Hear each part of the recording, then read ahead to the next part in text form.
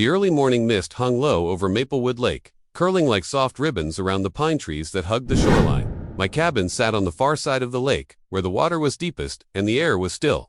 It wasn't just my home, it was my sanctuary, and more importantly, my office. For years, I'd worked as an environmental consultant, helping local and state governments protect natural habitats. I had contracts with municipalities, private landowners, and occasionally, even the governor's office. The cabin was perfect for this work, peaceful, private, and away from the constant grind of city politics. But peace, as I learned, can be fragile, especially when someone like Karen Mitchell lives across the lake. Karen wasn't just any neighbor. She was the self-appointed queen of the Cedar Point Homeowners Association. She ran the HOA like a personal empire, issuing fines for lawn lengths, mailbox colors, and my personal favorite, excessive bird activity.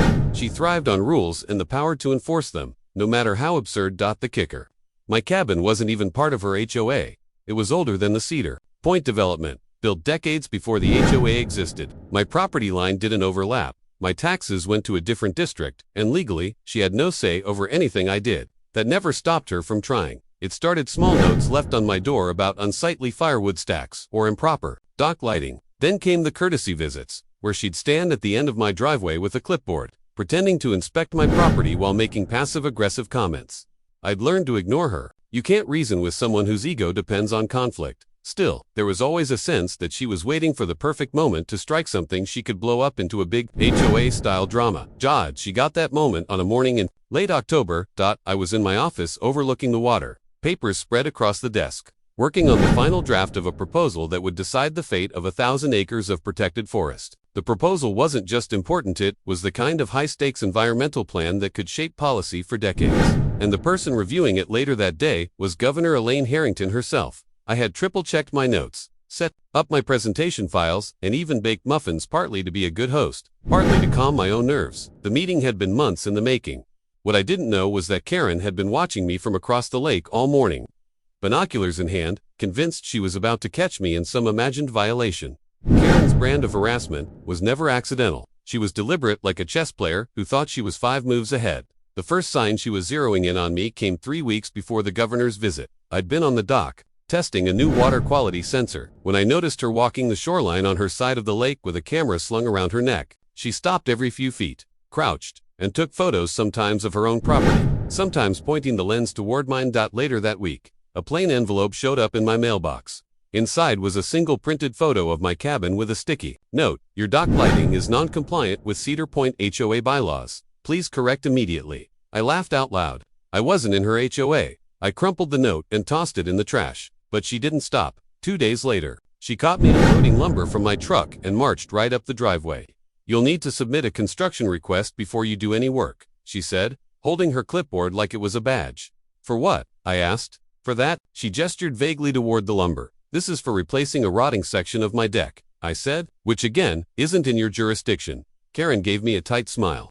"We'll see about that." The next week, she escalated again. I returned from a supply run to find a bright orange violation notice duct taped to my front door. The notice cited unauthorized landscaping and hazardous vegetation growth. The hazardous vegetation in question, a patch of milkweed I'd planted intentionally for monarch butterflies. At that point, I realized 2 things. Karen was trying to provoke me into reacting so she could escalate further. She had no idea what kind of day I had coming up in late October. By the morning of the meeting, she'd ramped up her patrols. I saw her pacing along the edge of her property, binoculars glued to her eyes, watching my driveway. She must have thought I was hiding some scandal she could use. Little did she know, the only thing happening that day was a high-level confidential meeting that could make or break a massive conservation project. And I planned to keep it that way until she decided to blow the doors off. Literally. The lake was a mirror that morning, perfectly still except for the faint ripple of a fishing boat far in the distance. I'd been up since dawn, reviewing the proposal line by line. Every chart, every ecological projection, every financial note was double-checked and neatly stacked on my desk. The presentation file was loaded and tested twice on my laptop. The project was massive, over 1,000 acres of woodland that developers had been eyeing for luxury resorts. If the governor approved my plan, the area would be declared a protected nature reserve, safe from bulldozers and concrete. Years of work had gone into this, and today was my one shot. Governor Elaine Harrington wasn't just a politician. She was known for her sharp mind and sharper memory. She'd once told me during a brief phone call, "If you waste my time, I don't forget." So, I wasn't about to let anything derail this meeting. I had coordinated with her security detail to plainclothes officers who would arrive ahead of her to sweep the cabin. They were due around 10:15 a.m., with the governor arriving by boat at 10:30. The meeting was scheduled to last 2 hours, giving me ample time to walk her through the proposal, answer questions, and hopefully secure her signature on the preservation order. At 9:45, I stepped outside to do one last visual check. The porch was clean, the driveway clear, and the coffee was brewing inside, filling the air with a welcoming aroma. That's when I noticed movement across the lake. Karen, she was on her dock, binoculars up, scanning my property like she was on a stakeout. Her lips moved as if she were talking to herself, scribbling something on her clipboard. I sighed and went back inside, telling myself she wouldn't dare cause trouble on a weekday morning at 10:12. The first security officer arrived, tall man in a dark jacket. He gave me a professional nod and began checking the perimeter. The second officer followed minutes later, sweeping the interior. Everything was clear. I was pouring the governor's coffee when the rumble of an engine cut through the quiet. My stomach dropped. It wasn't the soft hum of the governor's boat. It was the growl of a Jeep. And sure enough, a bright red SUV with CEDAR.HOA stenciled on the side came bouncing up my driveway. The driver's side door flung open before the engine even stopped, and out stepped Karen, armed with her clipboard and an expression that screamed trouble. She was about to make the biggest mistake of her HOA career. Karen slammed her Jeep door so hard it echoed across the lake. Clipboard in one hand, oversized designer sunglasses perched on her head. She stomped toward my porch like she owned the place. The first security officer stepped forward immediately, holding out a hand. "Ma'am, this is a private meeting. I'm going to have to ask you to stop right there." Karen didn't even blink. "Private meeting. This is my jurisdiction. That thing," she jabbed her pen toward my cabin, "is violating no less than 8 HOA ordinances." I came to the door, already bracing myself. "Karen, you need to leave. Now's not the time." She waved me off. "Oh please, it's always the time when the HOA rules are being trampled on. You've got unapproved exterior paint colors, that dock of yours is clearly oversized." And she leaned to peer inside. "You're running some kind of business in there, aren't you? Office equipment, meetings, all without HOA board approval." The second officer joined the first, both now subtly positioning themselves between her and the door. But Karen wasn't fazed. She tilted her chin and barreled forward, forcing her way past them with surprising speed. "Karen," I barked, following her inside. "You can't be in here." "Oh, I can, and I will." She shot back, her heels clicking on my wooden floor. "You think you can set up a little rogue empire on my lake and get away with it?" She marched straight toward my desk and the neatly arranged documents for the governor, eyes darting over the blueprints and wildlife conservation maps. "What's this? Some shady development plan? I'll have the county zoning board here within the hour." Before I could snatch the papers from her hand, a voice cut through the air. "Is there a problem here?" We all turned. Standing in the doorway to the main room was Governor Elaine Harrington, herself impeccably dressed in a slate gray suit and radiating the kind of authority that could silence a room without effort. Her security detail flanked her, watching Karen like hawks. Karen's mouth actually dropped open. You're the governor," raised an eyebrow. "Governor Harrington. And you are," Karen stammered, her confidence evaporating. I'm with the Cedar Point Homeowners Association." "And you're interrupting a state-level meeting," the governor said coolly. "A meeting regarding the protection of your community's natural resources. I hope, for your sake." Karen's face flushed crimson. For once, she had no words. I could almost hear the gears turning in her head, realizing she'd just barged into not only the wrong cabin but into the wrong person's time. The governor turned to me. "Shall we begin?" I gave a small, satisfied smile. "Yes, Governor. Right this way." Karen stood frozen in the middle of my cabin as the rest of us moved into the meeting room, the officers gently but firmly guiding her back toward the door. The governor's presence seemed to suck the oxygen out of the room. Even the sound of the lake lapping against the dock outside felt muted. Karen, still half paralyzed from embarrassment, was gently escorted outside by the security officers. But I caught her giving me one last narrow-eyed glare before stepping onto the porch. I knew her well enough to know this wasn't the end. She was the type to plot even when cornered. Inside, Governor Harrington took her seat at the long table we'd set up in the main room. My walls, usually just adorned with fishing gear and a couple of framed local maps, now looked almost official thanks to the large conservation blueprints spread across them. "Thank you for making the trip, Governor," I said, taking my place across from her. "I came because your letter was compelling," she replied, her voice calm but firm. "This lake and the surrounding forests are state treasures. If what you've uncovered is true, we have serious work ahead of us." I handed her a folder thick with documents, property records, drone photos, and a ledger that had taken me months to compile. The HOA, under Karen's leadership, has been quietly rezoning shoreline parcels without proper state review. They're selling those plots to out-of-town developers who are planning luxury condos right up to the waterline. The governor flipped through the photos, her brow furrowing. And they're doing this without environmental impact studies. None, I said. They've been pushing it through as community improvement projects. But what it really means is tearing down old-growth trees, driving away wildlife, and blocking local fishermen from the shore. The room was silent except for the soft shuffle of paper. This is worse than I thought, Harrington finally said. And if I'm reading this right, they've already sold 12 lots. Correct, I confirmed. But here's the kicker: 6 of those lots aren't legally theirs to sell. The property lines place them on state-protected land. The governor's eyes sharpened, which means criminal fraud. Before we could continue, a faint creak came from the hallway. My eyes darted to the door. I rose quietly, motioning to one of the security officers. We moved to the narrow side corridor, and there she was, Karen. She was crouched beside the slightly ajar window, phone in hand, clearly recording the conversation. Karen, I said, flatly, you're about 2 seconds from being charged with trespassing again. She stood, trying to bluff her way through. I was just checking on a maintenance issue. This place is technically within HOA view, and ma'am, the officer cut her off. You need to leave, now. Karen hesitated, then slunk out, her jaw tight and eyes glinting with a mix of rage and panic.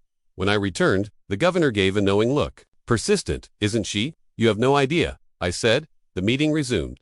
But I couldn't shake the feeling Karen was already thinking about her next move, one that might be even more desperate by the next morning. The cabin was quiet. Again, just the hum of the fridge, the crackle of the wood stove, and the low murmur of lake waves against the dock. But that calm didn't last long. Around 9 a.m., my phone lit up with a call from Carl Monroe, the county commissioner. Carl was one of those slick-talking politicians who always seemed to have a little too much business with the HOA. I had a bad feeling before I even answered. Morning, I said cautiously. Morning, Carl replied, his tone dripping with forced politeness. I hear you had quite the meeting yesterday with the governor. I didn't respond. Word is, he continued, you've been stirring up trouble about shoreline property sales.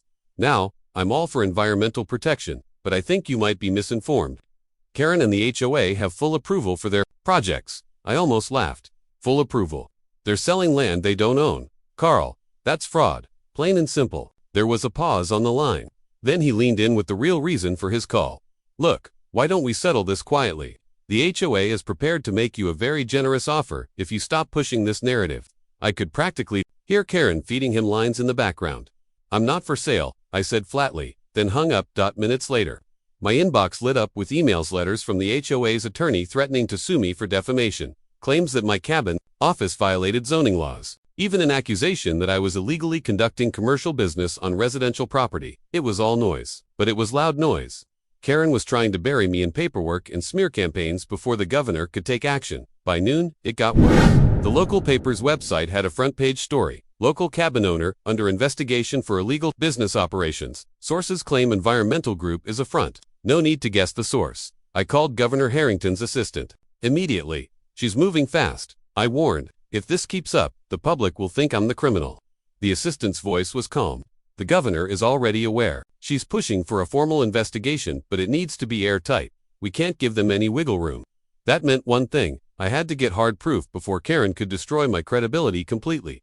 That evening, I met with Mia, a local surveyor who'd been quietly helping me track property lines. She brought a flash drive containing higher resolution GPS maps that clearly showed the illegal sales, overlapping state land. This is your smoking gun, Mia said, sliding it across the table. But if Karen finds out you have it, go nuclear. I tucked the drive into my coat pocket. By the time I left Mia's office, the sun had set over the lake. I didn't notice the black SUV parked across the street until its headlights flickered on and began following me. The flash drive in my pocket suddenly felt like a lead weight. I turned onto the narrow road toward the cabin, my eyes flicking between the dark tree line and the glowing headlights in my rearview mirror. The black SUV kept its distance too far for me to make out faces, but close enough that I knew they weren't just coincidentally heading the same way. Halfway home, I made a snap decision. Instead of driving straight to the cabin, I veered left toward the public dock on the north side of the lake. My old fishing boat was tied there, and if I could get onto the water, I'd be harder to follow. The SUV didn't like that. It sped up. By the time I jumped out of my truck and sprinted to the dock, the passenger door of the SUV swung open. 2 men stepped out, both in black jackets, the kind of security guys who looked like they ate nails for breakfast. One called out, "Hey, we just want to talk." I didn't even answer. My boat's engine roared to life, and within seconds I was pushing away from the dock. The men shouting behind me, but then I heard a sound that made my stomach drop. A second motor starting. The HOA had their own speedboat moored nearby, and now it was tearing after me across the moonlit lake. The water was calm, but the chase turned it into chaos. Waves slapped the sides of my little fishing boat as I gunned it toward the middle of the lake. The other boat closed in fast, its spotlight cutting across the water until it blinded me. A voice boomed from their deck. "Hand over the drive, and nobody gets hurt." They were after me as evidence. I gripped the tiller tighter, my brain racing. If they caught me, they could destroy it before I ever reached the governor's office. I remembered a shallow sandbar, not far ahead, dangerous for speedboats, but passable if you knew the route. I angled toward it, pretending I was panicking, and zigzagging, they took the bait, following right on my tail. The next morning, I wasn't woken by the sunbutt by pounding on my front door. It wasn't Karen, it was the sheriff. The sheriff stood on my porch, like a man carved from granite, broad shoulders, gray mustache, mirrored sunglasses, even though it was barely past dawn. His cruiser idled in my driveway, the radio inside crackling faintly. "Morning," he said, voice flat. "Mind if I come in?" I didn't answer right away. My eyes flicked down to his belt sidearm taser, radio, then back to his face. "Depends," I said slowly. "You here as a friend, or as the HOA's errand boy?" His jaw tightened. "Don't push me. There's been a complaint. Several, actually. Says you've been disturbing the peace, harassing neighbors," and he pulled a folded sheet from his breast pocket. "Illegal construction on this property." I let out a sharp laugh. "Illegal construction? This cabin's been here 30 years. My grandfather built it before Karen even knew what an HOA was." He didn't smile. "Look, I don't care about your history. I've been told to bring you in for questioning. You can come quiet, or I can cuff you." It hit me then Karen had moved to her next play. She'd burned through her legal threats and her hired goons, and now she was leaning on the sheriff's office to scare me into giving up the flash drive. "You know she's dirty, right?" I said, stepping closer. "You know half the board's in on something big. I've got proof, real proof. You arrest me now, it disappears. You'll be helping her bury it." He didn't move, but his eyes hidden behind those mirrored lenses, just slightly. "Proof of what?" "That she's been laundering HOA funds through fake construction projects. That she's pocketing hundreds of thousands while slapping fines on people who plant the wrong flowers. That she's running this place like her own personal kingdom." The silence stretched. Finally, he said, "If you've got proof, you bring it to me." "Not happening," I shot back. "I'm taking it straight to the governor. Tonight." That got a reaction. He lowered his voice, almost a whisper. "You don't know how deep this runs. You think it's just her. Kid, you're swimming with sharks. And they don't care who they have to drown." I held his stare. "Then they'll just have to learn," I bite back. The sheriff exhaled through his nose, then folded up the paper and slid it back into his pocket. "You didn't hear this from me, but if you're set on talking to the governor, you'd better move fast. There's a meeting at your cabin tomorrow night, and you're not on the guest list." He turned, walked to his cruiser, and drove off without another word. I stood there in the morning stillness, heart pounding. A meeting at my own cabin. That meant they were planning to use my home as their headquarters, and if they were meeting here, the governor was going to walk right into it. Unless I got to him first. By the next evening, the lake was calm, the kind of glassy stillness that made every sound carry. From my upstairs office window, I could see cars pulling into my driveway's sleek black SUVs, a couple of luxury sedans, and even one stretch limo. Karen was the first to step out. She was dressed like she was going to a political fundraiser, navy skirt suit, heels that clicked against the gravel, pearls at her throat. She was smiling, but not the kind of smile you'd give a friend. This was the smile of a cat about to eat. One by one, the guests arrived. I recognized some of them from HOA board meetings. The treasurer, the vice president, a couple of the wealthier members who always voted in Karen's favor. But there were other faces I didn't know. Men in tailored suits with cufflinks shaped like state seals, a woman in a sharp red blazer carrying a leather briefcase handcuffed to her wrist. I stayed hidden behind the curtain, camera in hand, snapping photos. Every click felt like a small victory. Inside my cabin, they gathered around my big oak table. I could see them through the window. Papers spread out, voices low but tense. Karen presided like a queen at court, pointing to documents, her expression animated. That's when I saw the flash drive. My flash drive. She slid it across the table to one of the suited men, who tucked it into his jacket pocket. I almost stormed in right then, but I forced myself to wait. Because this wasn't the real show. The real show was scheduled for 15 minutes later. A black SUV rolled up the drive. The back door opened, and out stepped Governor Marshall. Karen's face lit up like she'd just been crowned. She rushed to greet him, hands clasped, posture perfect. "Governor, welcome," she said, loud enough for me to hear through the glass. "We're honored to have you here. I just know we're going to reach an understanding about our little community." He gave a polite nod, but there was no warmth in his eyes. "Let's get inside," he said simply. They all filed in, unaware that I'd already wired the place with tiny microphones devices so small they blended into the wood grain. Every word they spoke was streaming to my laptop upstairs. I listened as Karen launched into her pitch. She painted the HOA as a model of civic responsibility, talked about preserving property values and upholding community standards. Then she shifted to her real request: special zoning privileges and a grant for infrastructure improvements, both of which would funnel hundreds of thousands directly into her pocket. And the governor, he didn't interrupt, he didn't question her numbers. He just listened. Too quietly. That's when it hit me he already knew. Karen finished her pitch with a dramatic flourish, sliding a glossy folder across the table toward Governor Marshall. In short, Governor, she said, voice dripping with confidence, this is a win-win. Our HOA will become a shining example for the state, and your administration will be credited for making it happen. The press will eat it up. She leaned back, smug, as if the deal was already sealed. The governor didn't touch the folder. Instead, he folded his hands and studied her for a long, uncomfortable moment. Karen, he said slowly, I've heard a lot about you. Her face lit up. Oh, all good, I hope. He smiled, but it wasn't the friendly kind. It was the kind that made you realize you might be standing on a trapdoor. That depends, he said, on how you define good. The room went still. Even the air seemed to stop moving. Received reports about some questionable behavior. The governor continued. Harassment of 9 HOA residents. Unauthorized access to private property. Financial irregularities. Even he glanced toward one of his aides. Tampering with personal and legal documents. Karen's confident posture wavered. Governor, I assure you, those are baseless. Accusations spread by troublemakers. Our HOA has only ever acted in the best interest of our community.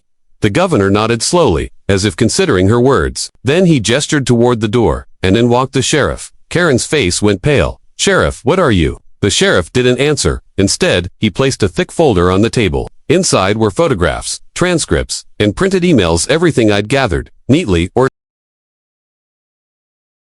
Karen's eyes darted toward me, finally realizing I'd been watching all along. The governor leaned forward.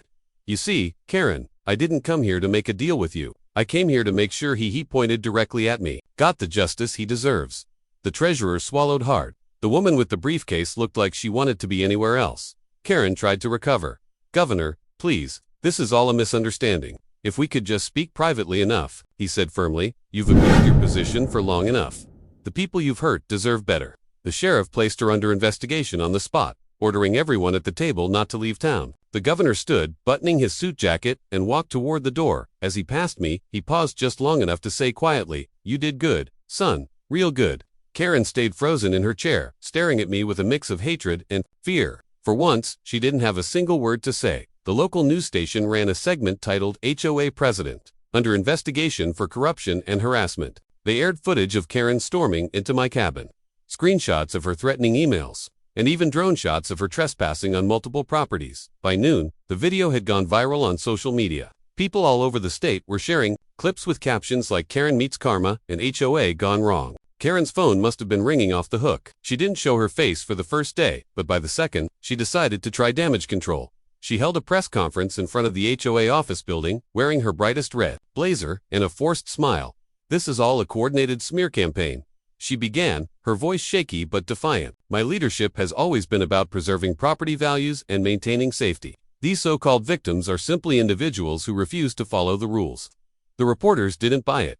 Ms. Peterson, one called out, how do you respond to the governor's statement that your HOA engaged in illegal practices? Karen's smile cracked. The governor has been misinformed. Another reporter shouted, what about the sheriff's confirmation that your HOA funds were misused for personal expenses? A bead of sweat rolled down her temple. Cameras zoomed in. She tried to pivot to a speech about community unity, but the questions kept coming harder, sharper, louder. Then someone in the crowd yelled, what about you breaking into his cabin? And pointed toward me. Every camera swung in my direction. I was leaning against my truck, arms crossed. I didn't say a word. Karen's face went pale. She mumbled something about legal advice and rushed back inside the building, slamming the door behind her. Within hours, board members began resigning one by one, leaving her isolated. HOA members she'd once bullied started holding their own meetings without her, drafting a petition to dissolve the HOA entirely. By the end of the week, the sheriff announced formal charges: trespassing, harassment, and financial misconduct. The governor issued a statement supporting the investigation. Karen went from the self-proclaimed queen of the HOA to the most disliked person in town. Even her closest allies stopped returning her calls. And me, I finally sat on my cabin porch, coffee in hand, watching the lake ripple under the morning sun. For the first time in months, the air felt quiet. Karen's arrest didn't happen overnight. For weeks, she clung to the hope that her connections would bail her out. But with the governor, sheriff, and half the town against her, those connections evaporated like mist over the lake. The HOA board officially voted to suspend her powers. But that didn't stop the investigation. A financial audit revealed more than $187,000 in HOA funds had been diverted for miscellaneous expenses, which included spa treatments, designer handbags, and even a week-long cruise she claimed was a community development retreat. The sheriff's office built their case quietly, and I had my own form of quiet revenge. Using my connections at the governor's office, I arranged for an expedited review of HOA permits and zoning approvals. Every shady deal Karen had approved suddenly came under scrutiny. The construction companies that had backed her began withdrawing from projects, not wanting their names tied to the scandal. Within a month, the HOA's influence was shattered. Homeowners who had been bullied into paying ridiculous fines demanded refunds. Several lawsuits hit the HOA simultaneously, draining its remaining funds. And then came the final blow. The petition to dissolve the HOA entirely reached the required signatures. The vote was held in the town hall. The crowd was packed. People stood in the aisles. When the results were announced, 86% in favor of dissolving the room erupted in cheers. Strangers hugged. Someone popped a bottle of champagne. I just stood in the back, smiling. Karen wasn't there to witness it. She was in court that day, facing her first hearing. The judge denied her request to have the charges dropped. The trial date was set. Life after Karen was peaceful. The lake was quiet again. The people were friendlier. Even neighbors who had once avoided eye contact now stopped by my cabin to share coffee or fresh-baked bread. One evening, as the sun dipped behind the trees, the governor himself visited my cabin. Again, this time, it wasn't for politics, it was just for fishing. Guess it's safe to say, he said with a grin, you won this one. I just laughed, cast my line into the shimmering water, and replied, no, the whole town did. Karen, last I heard, she'd moved 2 states away. But the funny thing about small-town stories is they travel. Wherever she goes, people will know her name, not as the powerful HOA president she once pretended to be, but as the woman who walked into a cabin, tried to bully the wrong person, and ended up destroying herself. And every time I sip coffee on my porch, I remember that day, and smile.